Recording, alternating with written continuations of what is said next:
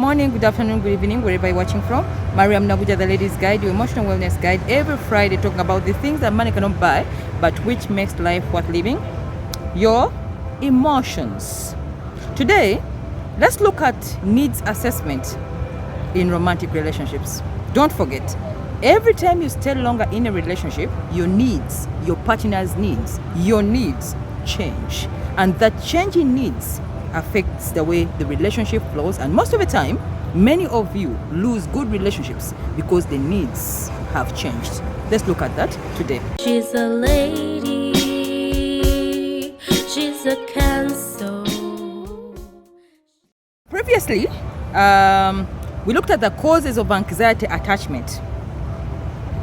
What causes lovers to be attached to each other, and this kind of anxiety that comes with loving someone, to be around them, not to let go of them, monitoring them, tight marking them, becoming jealous, etc. All that unhealthy pattern.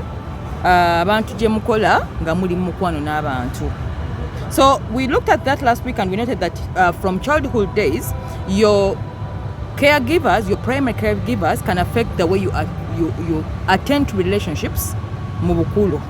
So abantu abasinga mu bukulu basanga obuzibu mu love olw'ensonga nti bw'aba yayita mu childhood days nga baamulagajjalira, tebamuwa love emala, tebaamulabirira, tebamuwa that emotional support direction, they tend to cling to romantic relationship to fill that void. So that's what we looked at last week, and we noted that children who received emotional bonding, children who received support, most of the time become better lovers because they give what they call a secure attachment in relationships. Okay, so boba wa missing video of last week. We've put the link in the comments, the description section below. Please check ejakulaga video, watch, and in case you find it useful, share, subscribe, and yes, to receive all this in your future engagement. So we covered all that about attachment anxiety. Okay, nti omuntu asobola okwagala munne namwesibako namwagala nnyo nefuuka attachment, and it becomes a very unsecure relationship because nono gwotekako that anxiety attachment akuwa. Okay, so betwatulya wiki ewedde, and I believe many of you enjoyed the session and you learned a lot. However, we're supposed to talk about how do we deal with it. How do you deal with the the insecure attachment style, the anxiety attachment, which comes with someone loving you, okay? So, in today's session, I want to introduce to you, first of all, before we get started, I want to bring this announcement to you. We are introducing membership packs for only members, okay? Abantu ababadde loyal to the Ladies Guide emyaka gyonna, the loyal followers, those who love the channel, those who are the diehards of the channel, abategedde abakuze naffe ababadde, because the channel has been in existence for over now 2 years. Yes, 2 years. Channel eno webadde naffe, so twagala abantu abagenda okuba naffe ebbanga eriddako lyonna. So in the membership packages bebagenda ofunanga solutions. Marina, because free things are never ne welcomed. Abantu bagala bintu bya bwerere. Ne tubawa tuba feedings emyaka gyonna mbawadde ebintu ebyobwerere mulide ne mubooga. Kakati yesawa mufuke ba members. Okay? Membership is going to be on levels. We are going to have 3 levels. Tuina abagenda okujja nga banoonya solutions. We have that solution level. When we talk about the things, you mugenda bisangeri. So the insecure attachment style, anxiety attachment style, what can you do about it? What can you do if you have a lover? How can you love somebody who has that kind of attachment style? Okolo otya tugenda bakufunira a solution pack. Ebera abagenda bonna baba members abagenda okwebwanga solution. Tujja bawa exclusive packages, exclusive videos. Baweebwa omukisa okubuuza ebibuuzo ne babaddamu. Okay? You will suggest your own topics ze mwagala njogereko aba members. So these videos which are for free, or this free content will stay. The Friday session and the Monday inspiration will stay. However, the people on the membership packages bagenda kuba bafuna ebintu ebyenjawulo. Mulimu abagenda okuba purely Luganda. tubaawule, okay? Abaagala packages nga ziri mu Luganda bayina package yaabwe endala. So I'll be introducing you the membership package. I think next week we shall only be doing membership package and people who are going to be taken care of. Abagenda okuninaana ennyo, my loyal fans, they wanaabeera abantu abiri bengenda okuwa obudde bwange, okay? Because producing content takes a lot of time. We put in a lot, okay? Mulaba kati nva mu spa, mulaba n'enviiri zino zirimu amazzi, muziraba balina okunyiga mu spa, nina okutereeza omwoyo, ngendeko mu sawuna, ntereere kwegamba nze mbaweereze, okay? Bitwala obudde bungi, okay? So we've realized, my producer said, we've given you enough of free content and it's high time the members receive that content. Tubawadde ebintu bingi mukuse. Kati kandabe mu comment section atana bakukuta bannange mbuuliraako gamba nti kansala nze sinnakuta, okay? Naye tubawadde emyaka 2 gyonna ngiwadde channel emu, okay?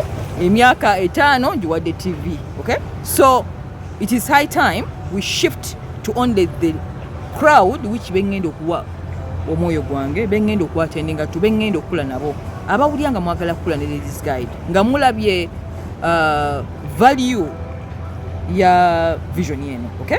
Ladies Guide teina weraga, okay? I committed, I've served. We have clocked 10 years because we launched Ladies Guide in 2014.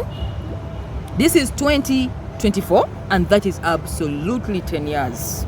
Emyaka 10 nga mpeereza, sikyusiza bigambo byange bannange. Ate mbadde ku mulamwa, sivuddeyo ne nkyusa bye nayogera. Nti banne nayogera bubi kati ate nkyuseemu. I've really been, on that same thing I said for many years, okay? So mbadde consistent. Kati n'olwekyo abaagala ofuuka ba members mwenna tujja kuteekawo we join button, okay?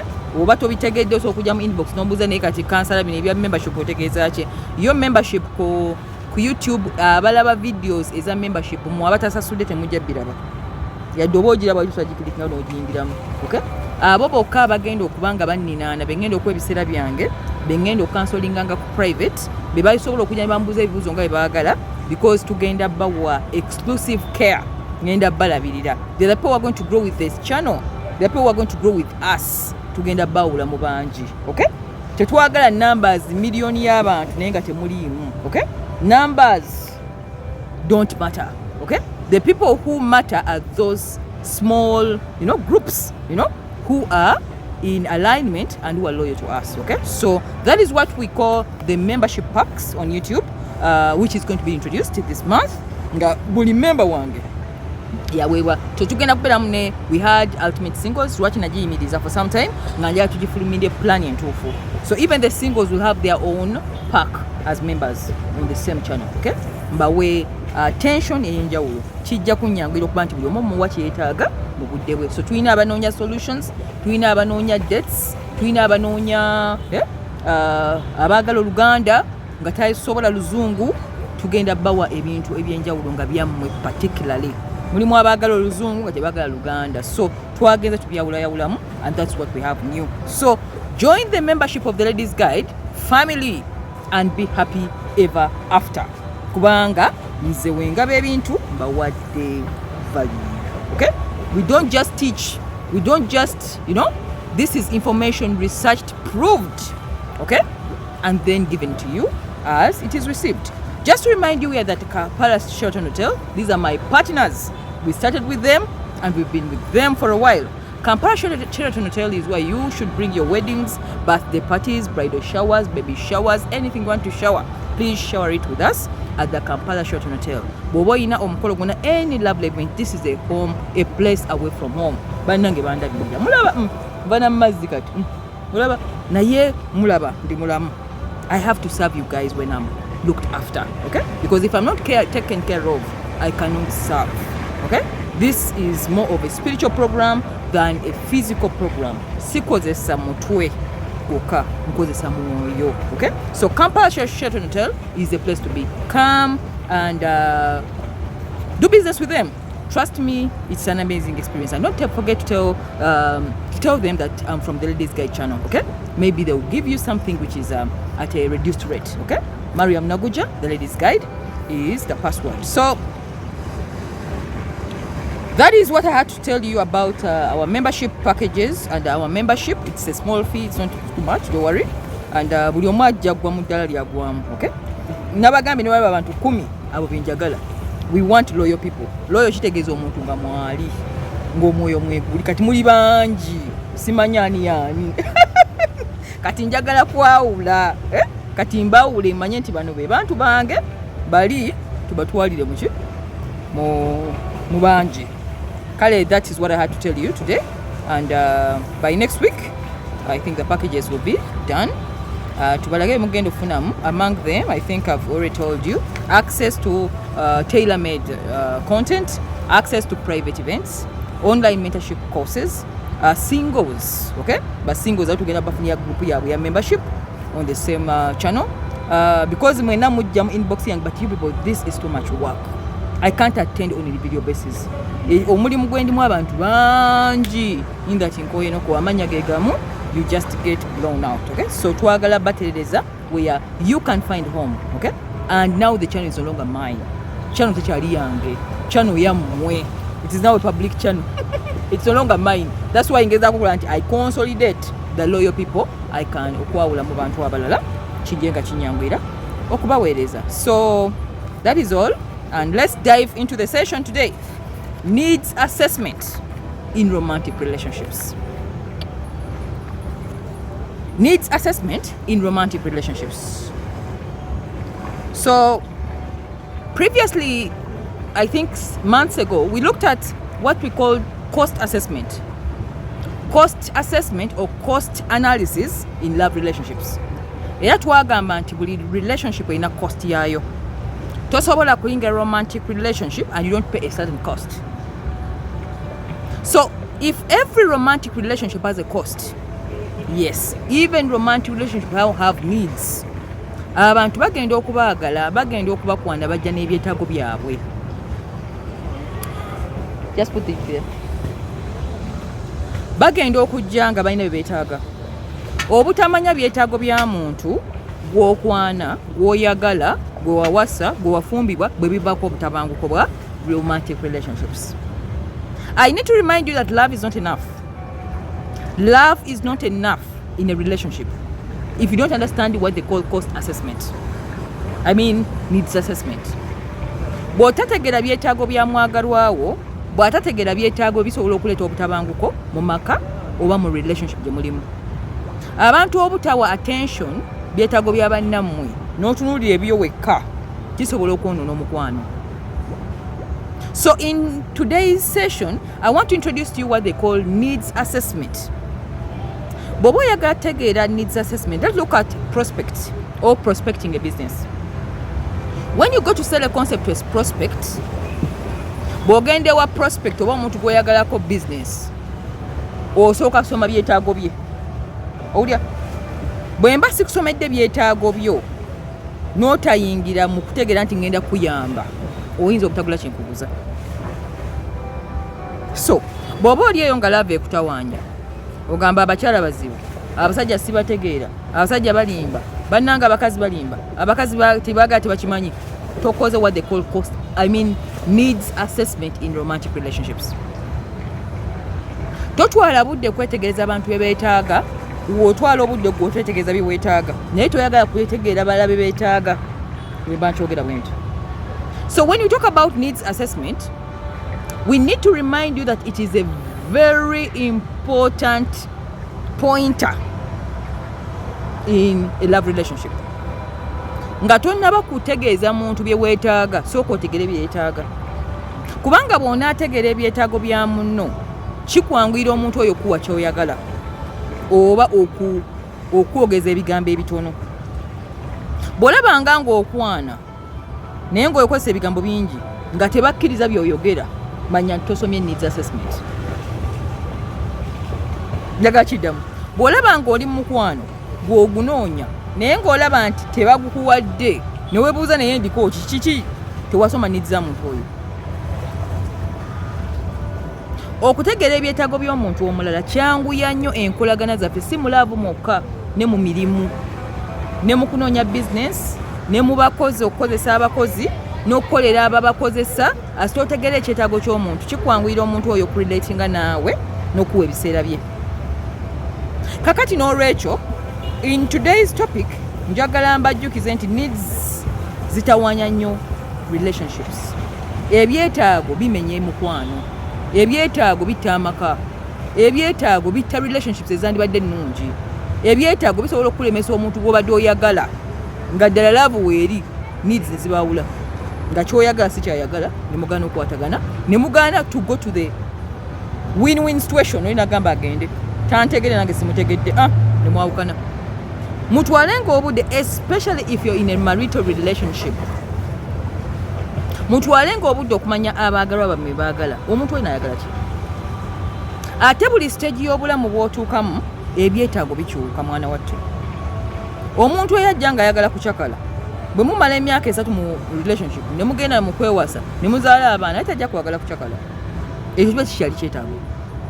Omuntu eyajja nga ayagala baana bwe mumala obbazaala baba tebikyali bwetaago, aba ayagala birala. So we need to revise relationships at every level, at every stage, to know what people need at a given stage. So if you don't revise relationships at a different stage, omuntu oyinza okusanga omuwe emmere naye nga tuweta kyagyetaaga. Just take a look at a baby. If you're giving it milk ng'akyali baby, atuuka n'amera amannyo nga tayagala milk ng'ayagala mmere this time round gye balya. Ne relationships bwe ziba bannange, omukwano gutuuka esaa nti gukyayagala milk nga gwagala mmere, gwagala nnyama gumeza amannyo, it can even bite meat, you know.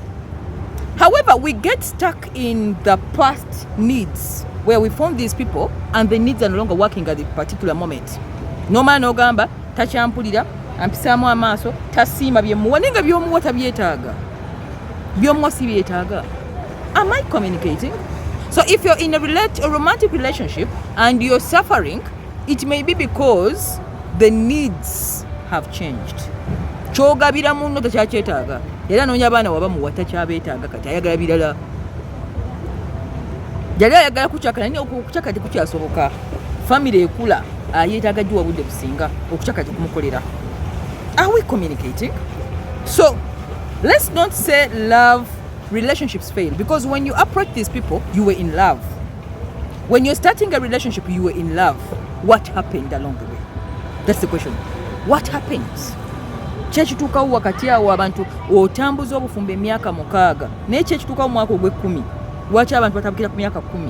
Kubanga ebyetaago bikoze bitya? Bikyuse. Why do people change after 5 years of dating? Needs have changed. A relationship which was dating now needs commitment. Gwokyali stuck mu dating. Then someone is like, bino biki byetulimu nga mubiggala. So in today's session we need to introduce to what they call needs assessment in romantic relationships, and how needs affect the growth of the relationship, and how to stop losing relationship because needs have changed. Mutaase amaka, mutaase abaagalwa bammwe, mutaase empisa yonna eyinza okuggala relationship ennungi kubanga ebyetaago bituuse. Bannange, pay attention what I'm telling you. Because why I bring this is that I've visited many people have visited me nga ebyetaago byakyuka nga nze alina obbajo embaga nedda naye kati wano we muli temukyali mu dating nti akati relationship egamba eyagala commitment ekiki ng'omwami gyali takitegedde, omukazi akyuse asaba kirala ng'omuwa birala, nze omukazi muwa emmere namuwa ew'okusula mwagala biki naye ng'agamba nedda kati njagala commitment, kisi kyenjagala. So let's pay attention to needs. Every time you come into contact with anybody, think about what do they need first. Just like when you go to a river to fish, ng'ogenza kunoonya kyennyanja togenda kiwa kintu ekitagenda kulya, tojja teekayo kyekitayagala kijje. It will not bait. So even us, when we are in a relationship, we are in baiting. If you're giving me what I don't need, it means I'm not attending to your needs also. Nange sijja kwagala ngangana totegedde byenjagala.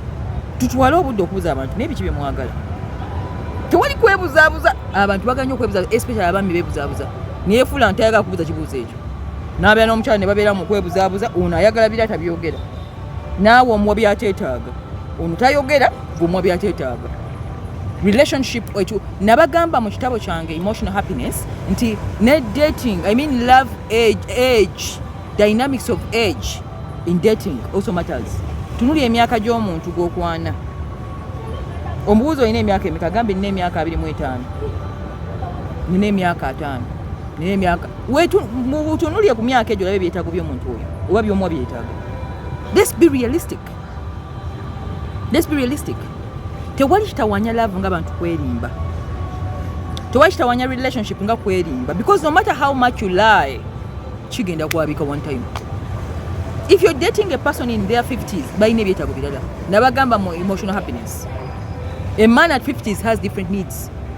Omusajja ali mu myaka 5, obulamu aba yabumala dda, ebimu aba yabikola dda, tebamupakusa mulaavu, tebamukubira masimu, tomujjukiza nti omusaba emotional gundi connection biche ebyo emotion baba byaggwa dda, bamulegalega ensi bayamulegalega dda, ne emotion ezifa.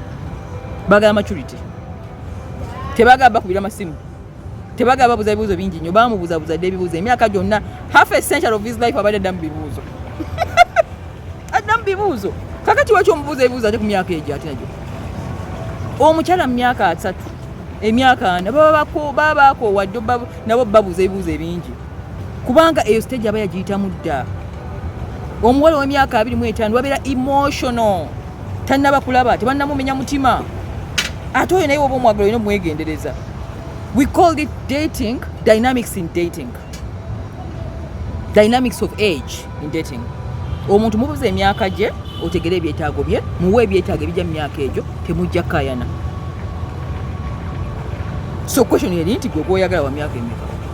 Oh, that matters. Okay? So in today's session, I'm just giving you the introduction. We are going to do the conclusion next week. Then the solutions to my members. Go that together. Solution because the channel needs support.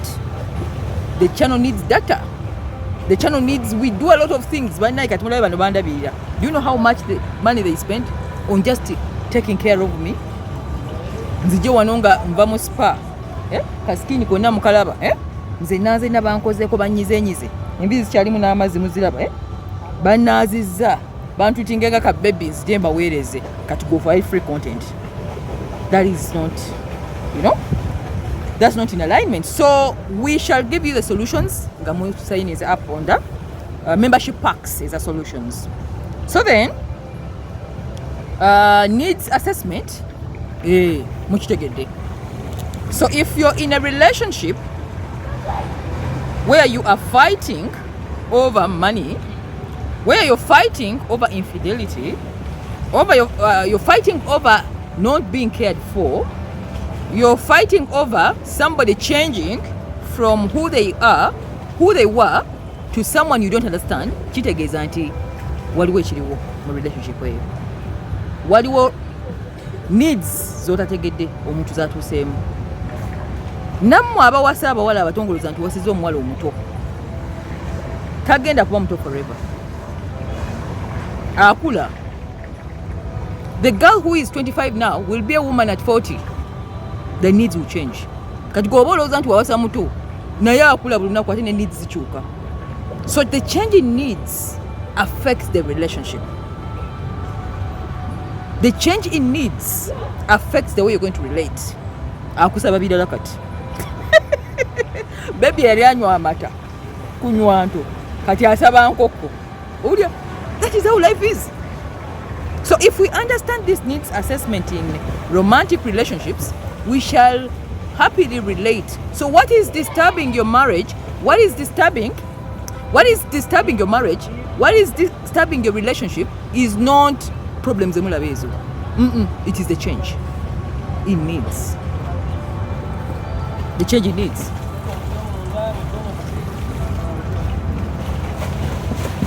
So the change in needs. So how are we going to treat changes in needs? How are we going to relate well when needs have changed in a relationship, in a marriage? Tugenda be covering up next week, and then we shall give you the solution. So in today's session, Jagai Doba introduced the needs assessment in a romantic relationship. Ogenda okwana omuntu omugamba ebigambo tomutegedde takutegedde omwa byateetaaga n'agaana naawe akuwa byoteetaaga naawe n'ogaana ne mwawukana. n'ogamba ndeke nalaba bubi, tewalaba bubi, tewategera byetaago bi. You marry somebody, you enjoy the marriage for 3 years, 4 years, down the road, the 6th year, ne mutabuka. Nalaba bubi, tewalaba bubi, tewategera byetaago bi. Ate mwasirika temwayongera.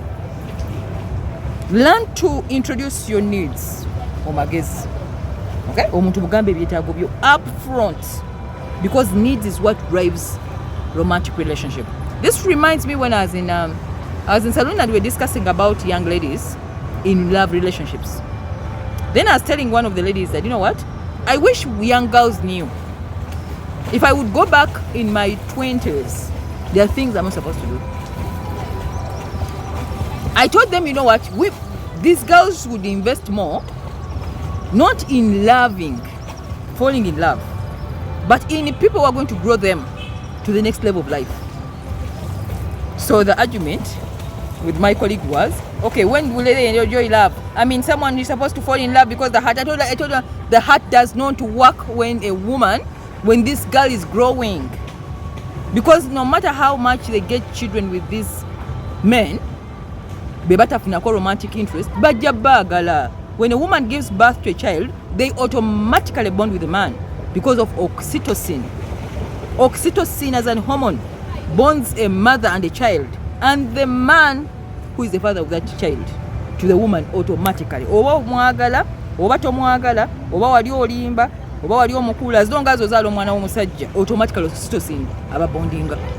So you don't need to have these feelings as a young lady to be a yardstick of decisions for the future. Which means you only take people who are moving you forward, but what priority. Then someone will say, okay, isn't that the true thing? Mariam, it means you're promoting the true thing. I told her if that is the definition. If that's the definition. Because honestly, these girls are making mistakes with love. They are deciding wrong. Then 10 years down the road when she's in 35, we're realizing that obulambu yabulagajalira. Nga teyeyongeddeko, takulakulanye, ate ne gwe yatwala takyamwetaaga. Because for a man automatically, after some time they grow out of love automatically. Then they make better choices. And then you invest in yourself. Gano ge mazima abantu gotagala kuwulira. Okay? So needs zijja zikyuka.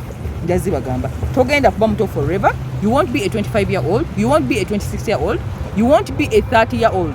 Ogenda fuka mukazi wa after 45 or 50. But what decisions have you made for your life in your romantic relationship? That is the question. Okay? So as we get these feelings, it's excitement. Let's think about the future. One writer said, the book was called, which book is that? Am I forgetting? The guy said, have compassion for your future self. Bera nekiseeyo ow'omukadde oyo ow'omumaaso mukwatibwa ekisa wetunulye mumaaso eyo ofune ennaku omukadde oyo. That old woman is called have compassion for your future self. We was talking about insurance, I think. Nga nnyonnyola nti abantu beeragajjalira ne mulowooza mugenda kuba abato forever. Mulowooza mugenda kuba myaka 3, mugenda kubeera wa myaka 2, ogenda kubeera wa myaka 25. Okula time ejatuka ng'oli mukyala wa myaka 4. So if you make choices when you're picking relationships based on the heart alone, you need prayers. So sijja kwogera bingi, bangi bampakanyiza. Those who read my book in the first place bali bagamba no. People disagreed with me, by the way. Babirabye kati after 10 years. Ne bagamba but that book bwe bategera nti kati nayitisaga. Because by the time I write something, by the time I tell you something, I've gone through it, I've seen people through it, I've written about it. Okay? I mean, I've experienced it. Ndio kambi basomesa. Okay? So if you're making decisions based on love, it is very absurd. Love is not enough. It's not enough. It's a beautiful feeling. But we are in a society full of needs, changing needs, and things are changing every day. And that love will be affected. So at the end of the day, you will lose. So today, we've introduced to you what we call needs assessment in romantic relationship and how they affect your growth in romantic relationships. Okay, so next week we shall be continuing from this same session. Mbalage ebyetaago mubitreatinge mutya bireme kumenya maka, bireme kumenya bufumbo, bireme kulema mikwano gye mwetaaga, kubanga buli lunaku bw'oba okula ng'okyusa ebyetaago time etuuka ng'omuntu oyo takyasobola kujja mu byetaago byo ng'olina funa mulala oh my gosh, ng'olina funa mulala ajja mu byetaago ebyo. Life is funny, but that's how it is. Okay, so let's look at that and solution z'aba members nziramubajukiza. Mariam Naguja, the ladies guide, your emotional wellness guide, every Friday talking about the things. The author of 3 amazing books: The Ladies Guide to Fulfilling Relationships and to Happiness, The Ladies Guide to Emotional Happiness, and The Journal. These books sell like a hot cake. Emotional Happiness is over. We are making a new print. It's no longer in stock, and of course we shall inform you when we have made a new print.